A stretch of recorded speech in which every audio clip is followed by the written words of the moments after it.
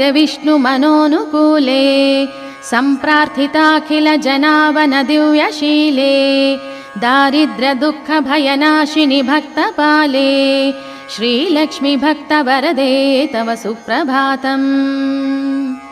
चन्द्रानुजे कमलकोमलगर्भजाते चन्द्रार्कवह्निनयने शुभचन्द्रवक्त्रे हे चन्द्रिका समसुशीतलमन्दहासे श्रीलक्ष्मी भक्तवरदे तव सुप्रभातम्।